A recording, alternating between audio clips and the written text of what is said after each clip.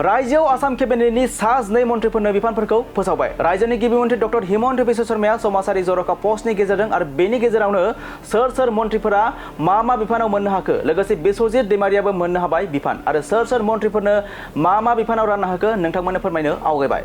मन्थ्रि बिस्वजित दैमारी बिथांनो गथायबाय handloom, textiles and sericulture, sports and youth welfare, skill employment and entrepreneurship, indigenous and tribal faith and कालचारखौ गथायबाय बिथां बिस्वजित दैमारीनो। बेबादिनो डक्टर हिमन्त बिश्व शर्माया गावनो लाबाय home and political PWD buildings and national highways, PWD roads, power information, public relations, printing and स्टेशनारि।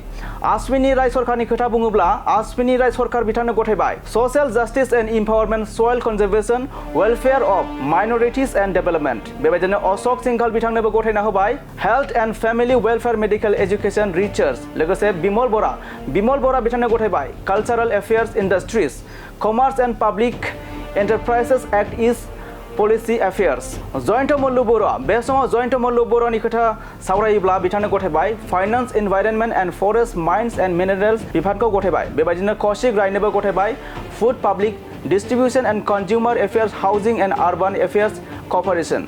लोगोसे केशव महन्तनोबो गथायबाय revenue and disaster management, science, technology and climate change and general administration. बेबायदिनो गथायना होबावबाय कृष्णेन्दु पाउल बिथांनो होबाय public health, engineering, hill areas, Barak valley development. लोगोसे गथायबावबाय नीलिमा देवी बिथांनो गथायबाय animal husbandry and veterinary fishery. बेनि उनाव गथायबावबाय पीयूष हाजरिका बिथांनो गथायबाय एग्रिकालचार, इरिगेशन, पार्लियामेन्टारि एफेयार्स। लोगोसे गथायबावबाय डक्टर रनज पेगु बिथांनो बे बाराव सोलोंथाइ आयदायावनो गथायबावदों। बिथांनो गथायबाय school education, higher education, tribal affairs, plain information technology. आरो जोबनायाव दं सुशांत बरगहाय बिथांनो गथायबाय वाटार रिसोर्सेस, जुडिशियल बिफानाव गथायबाय बिथां सुशांतनो।